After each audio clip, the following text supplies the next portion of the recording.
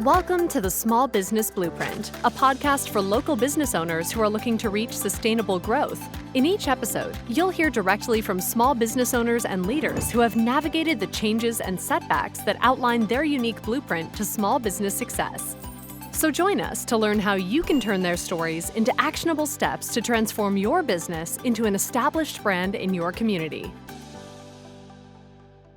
Welcome on in to the Small Business Blueprint podcast. This is Alex, your host, and today we have a good friend of ours here at the podcast. His name is Justin with Motion, and Motion actually helps us out a lot here with our podcasting. So, Justin, we figured you'd be a perfect person to talk to. So, welcome into the Small Business Blueprint podcast. Yeah, thanks for having me. This is definitely a first for me. I have never been on a podcast that I also produce that podcast as a vendor, partner, what have you. Anyway, well, thanks for having me. I'm excited to talk today. Yeah, whatever the lingo is, we're excited to have you here and here. Really talk to you about not only the podcasting industry, but it's really more than anything else, how you guys are helping small businesses, and number two, just your story in general.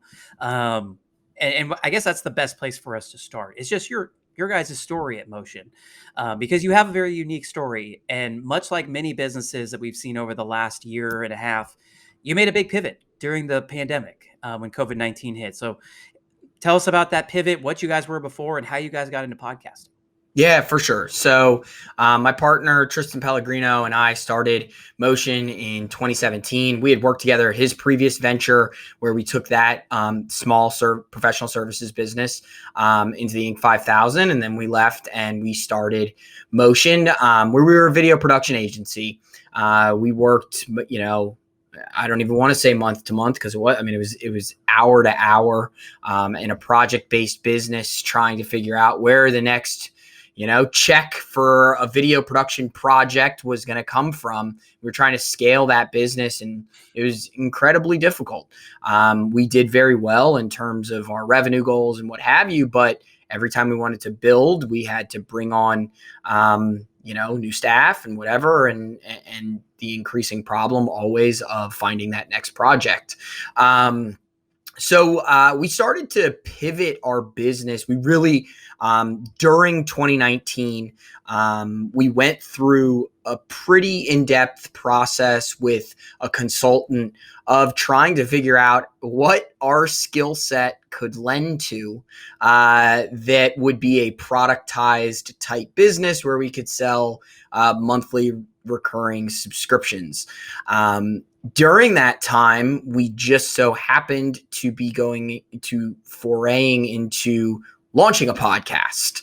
And the consultant that we had really loved the video production angle and was really pushing for us to figure out some way that we could do video production as an ongoing subscription service. And Tristan and I were like, as we're launching this podcast, we're also falling in love with this medium of it just being fun. And we're like, feeling very giddy, kiddish, whatever what term you want to use about on Christmas morning. Yeah, that it's like this marketing initiative that we're like really having fun doing and having fun speaking to people in our space. And we're like, okay, video production, we can still do it, but let's go in this direction. Let's provide. Yeah.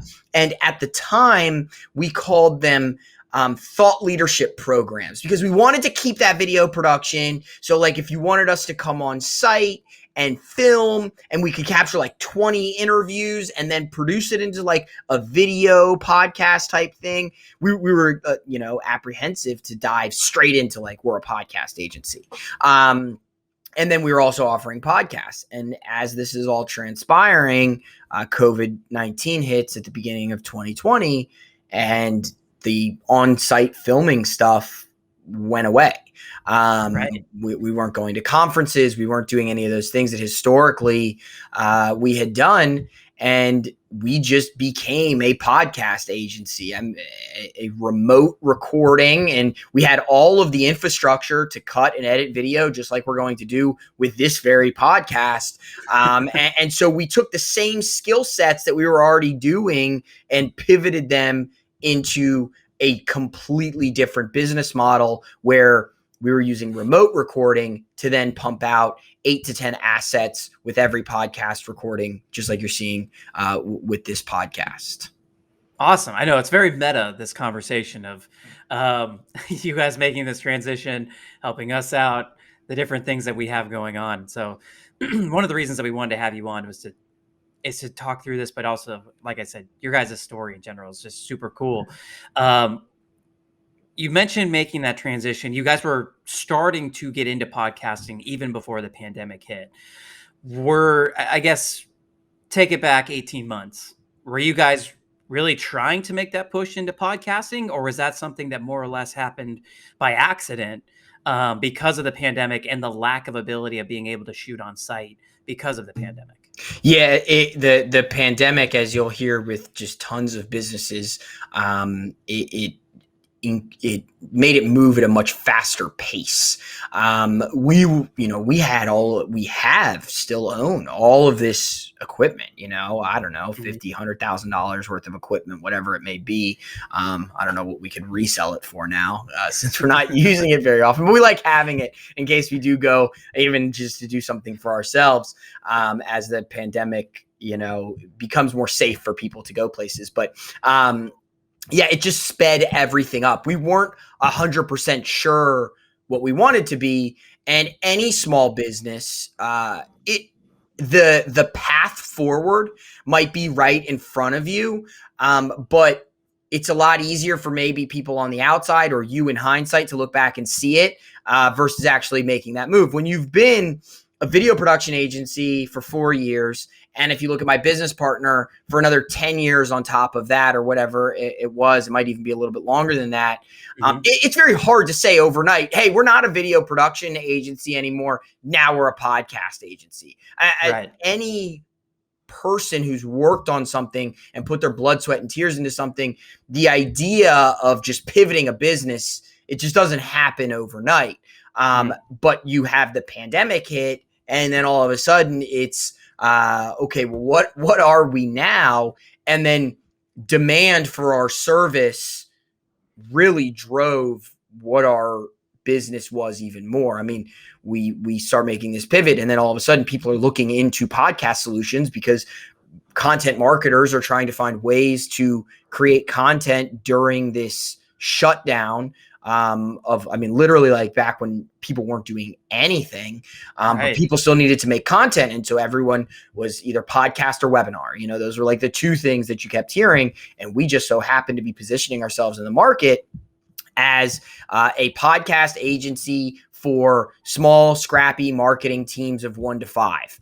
And those were the people that needed help. We just so happened to decide those were the people that we wanted to help. And we kind of figured out who our ICP was. And that's, ideal customer profile. And then our ideal customer profile, the people that Tristan and I just decided that we liked to work with, which were, teams like the one behind the Small Business Blueprint, is small teams who need a lot of content. And we felt like this podcast could really provide, this medium could provide a lot of content. Those were the people who needed our help the most. So we were driven even faster by circumstance and then demand for the service. So when you mentioned demand, it sounds like you guys already had a decent amount of business coming in from the jump. Is that something where you guys had to go find new business and find new leads, or because there was enough, content marketers trying to get into the space, did you guys have enough business, more or less off the bat, just from either current clients you guys had been working with, clients you'd worked with in the past? Was this almost like the wheel was ready to start spinning as soon as you guys hopped in it? So I don't want it to come off like it was that easy, because it certainly was not. So we had some legacy clients who I think were keeping the lights on, if you will. Projects we were finishing, invoices from our time as a project-based business. And we were still bringing on some of those project-based some of that project-based work during the early part of the pandemic, whether it was post-production projects or what have you. And I know we talked in the pre-show, and we can talk about, who do we bring on now? How do we qualify? But the answer to that is we don't bring on any of that type of work now. But at the time, and we can dive more into that, but at the time, so we had some of those legacy customers that were keeping the lights on, and then we were starting to have this demand trickle in. And so it was like, as one faucet was turning off, another faucet was turning on, and we made the transition smoothly, but I wouldn't say that it was like overnight people were kicking our door down. Maybe it was, one opportunity a week or something, and we were having a high close rate because we really helped people. And so it was just a good situation for us all the way around, although I know it was not for the entire world. And we thank our lucky stars every day that, we were in a position to go into a business line that was needed during the pandemic. And it was tough at times thinking about all the people who were struggling, being laid off, what have you, but you answer the call. And, it was, so we had enough coming in, and from our previous work, and then enough coming in to kind of supplant that as the project-based work was finishing. We were getting monthly subscriptions coming in. And when the project-based work, it was like, it's pretty, poetic now looking back at it, but like, as the project-based work ended, we were then built from a monthly recurring revenue standpoint to survive. And then we started to grow. How did you guys decide to make, especially the podcasting side of things, like you mentioned, everything was very much project-based when you guys were a video production company? How did you guys decide to make that flip to a monthly recurring subscription model? What led to that? Where did that idea come from? And how did you guys then redefine your business model? Because you really had to redefine your business model when you do that. How did you guys go about that redefinition process and figure out that was the best way to move forward? Pain is what led us to it. Just don't mean to laugh, but no, it's the only, just not knowing where the next project was going to come from. We could have months where we're doing great and quote unquote killing it, and then months where nothing came in, and it put a lot. Maybe you can't see him right now, but it put some gray hairs on my head, and I'm in my early 30s, and probably also in my beard. And I think that we just decided that we just didn't want to do that anymore. We wanted a way to scale a business. We felt like we were talented enough that we could scale a business if we had a direction and something to sell. Because, we came out of the gates in our first year of motion, and we sold over $1 million in projects with no customers, nothing. Like, we just came out of the gates and sold all this work, and it was awesome. We were like really excited about the direction that we were going. But then hitting that next level, getting to like that $2 and that $5 million mark, it just wasn't going to happen with that business model. And we were growing with like people and overhead, and we weren't growing the bottom line enough and fast enough. And that is a very stressful life to live. And so what we ended up doing was we took a step back and we did a reset, and we said, we don't want to do this work anymore. So I mentioned we brought on a consultant. The job of the consultant and what he was very good at was helping businesses to find that angle. I don't want to say he didn't help, because Tristan and I kind of figured it out on our own, but he started us down that path of realizing the direction that we could go. And so, it kind of happened. It happened that way, and we figured out this product that we could sell, where we bundle this podcast, and then out of the podcast you get audio, video, and written content, and we're chopping up, which is what my business does best, because we've been doing the hardest medium of content creation, which is video, for a combined 20 plus years. And so we have a lot of talent there, and we've bolted on writers and designers and things like that. And now we're creating things like cover art and, writing articles out of episodes, and our clients get delivered this sweet product that they're excited about, which is also something that we love. And anyone who's out there thinking about, is a monthly subscription service right for my business, or is feeling any of these similar frustrations, the best thing about my job now is when I was a project-based business, we were a vendor. And I laughed about that term up front, vendor, partner, I'm not sure which. And now I have like incredible relationships with all my clients. Instead of like, Justin, I know I took 6 weeks to get you feedback, but I need you to get me this video tonight. I have like these incredible relationships where I'm almost viewed as some sort of consultant or partner or helper. And it's been life-changing. It's been a life-changing difference of the way that it feels to wake up every day and work with clients, and not only, the paycheck part, which is great knowing where that's going to come from, but also the interactions that I have with the people I work with. Absolutely. So going back to the qualifying process, at first, was there any kind of qualifying process for you guys? Or, like you said, you were trying to just keep the lights on, and you guys were in that type of air, at that point with your business. Mm-hmm. At this point, since it seems like you guys are at a point where you have enough business to keep everything going, you got that wheel turning. Do you guys have a qualification process now? Like if someone were to pitch you an idea of what they want to do for a podcast, you guys like, no way, that's crazy. There's no one that wants to listen to that. Like, we don't want to listen to that. We're out. We don't want to do that. Or do you guys, what does that qualification process look like? Well, so there's two things, right? So there's the old line of business, and it was really nice when we got to start saying to people, we don't do video production anymore.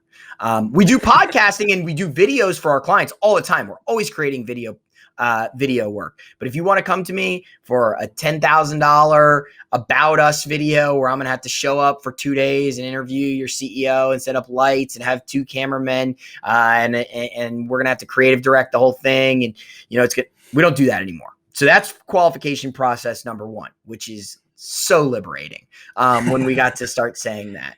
And then qualification process number 2 is, look, we have a base service line, which is our traditional conversational interview type podcast.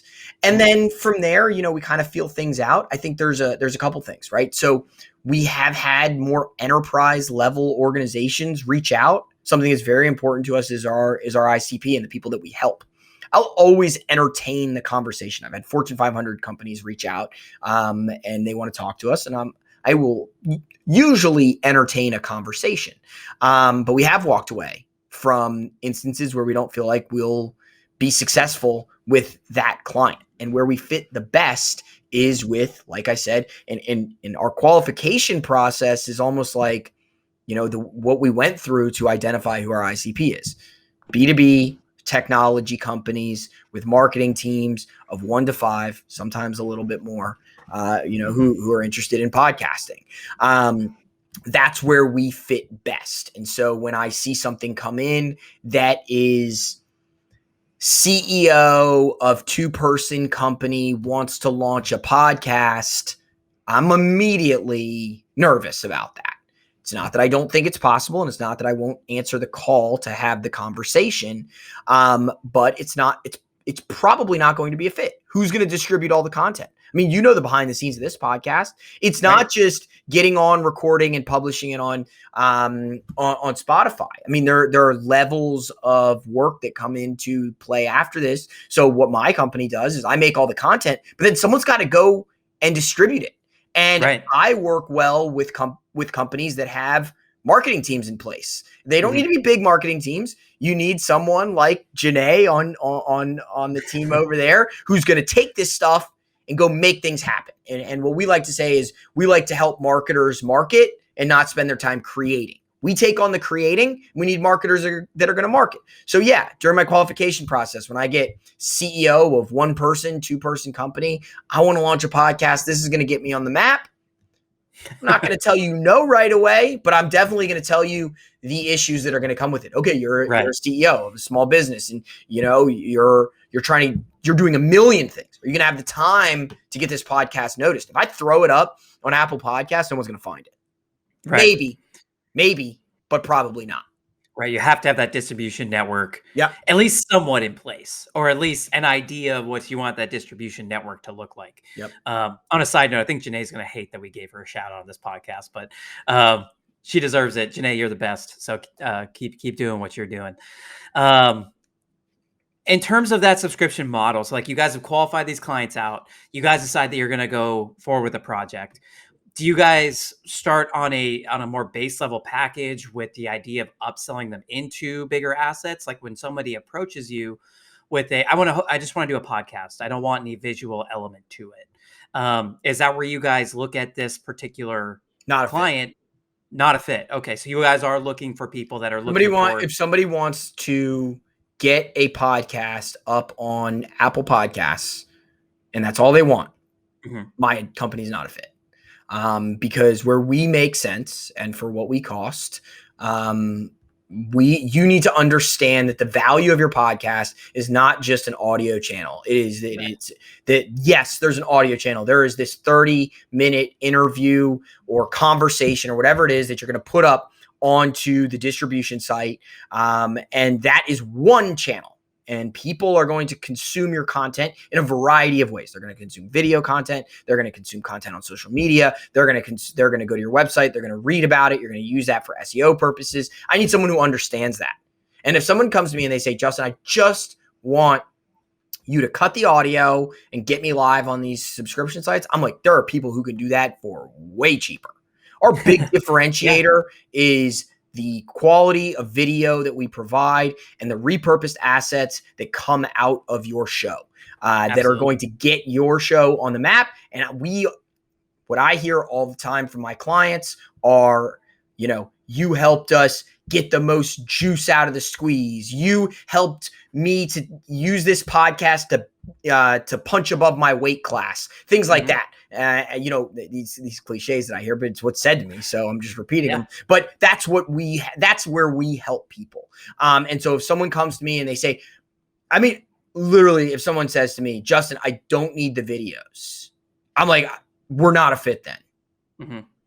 Because that is what we'll do is we'll help your brand to look incredible by having amazing video that you're distributing every other week or weekly or once a month or whatever it is. And then you're also publishing written content and all these things. And they make these small marketing teams of 1 to 5 compete with the enterprise level organizations in their space.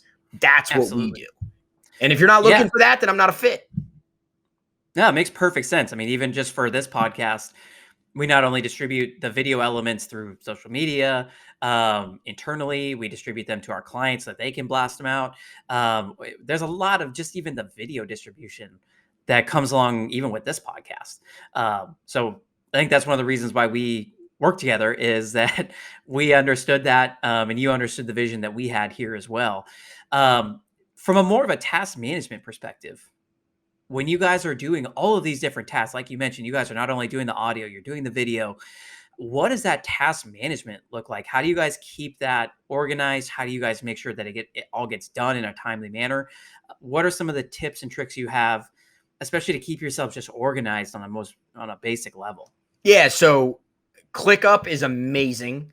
That's how we stay on task from a project management standpoint, because, and I tell this to people all the time, if you can find someone who does audio, video, After Effects, graphics, design, and can write, please tell me who they are because I will hire them tomorrow.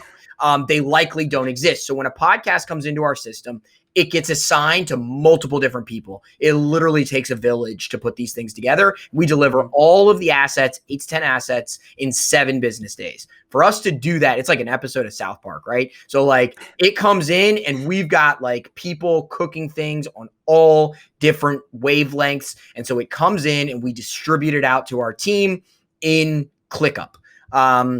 And then we communicate with our clients in a portal that is a company called SPP, spp.io, also fantastic. So the task management is done in ClickUp. We try to have everything done in about 4 business days, and that gives us 3 business days of review before it goes over to the clients. Initially, we tried for 5 business days, and what we were finding was we were getting it finished. But the problem was if there was an issue, we weren't then hitting our deadline. So we moved from 5 to 7. And that also happened when we really rolled out our premium video, which was we were doing audiograms initially, and we've gone away from that to doing what are, and you'll see from this podcast, I mean, I'd like to think pretty sweet videos. They're not just like, headliner with captions at the bottom. We have, cards that come in and different design elements and wipes and things like that, that not many other people are doing. And for us to do that, we do need a little bit of review process in case there's something that's wrong. So yeah, I mean, to answer your question, ClickUp for us was awesome. Absolutely. Shout out to those guys. Well, that's really all I had. I don't really have a better way to end this. I guess we'll start this over. To edit that part out. Is ClickUp a competitor of? No. Okay. No, they're not. As I was saying it, I was like, What's funny is we have a bunch of former employees that now are at ClickUp. So like, maybe from a talent perspective, okay, cool, we compete with each other, but that's really about it. All right. No, it's just like we know them well. Like some of their higher ups used to work for us, and now they're over there. So it's not like we don't like those guys. It's just like they're just in a completely different space. Yeah, that's what I thought, and I was like, shoot, like. What? I talk to so many technology companies every day. I'm like, I know what the show is about, but I don't always remember what the technology does. Anyway. Yeah.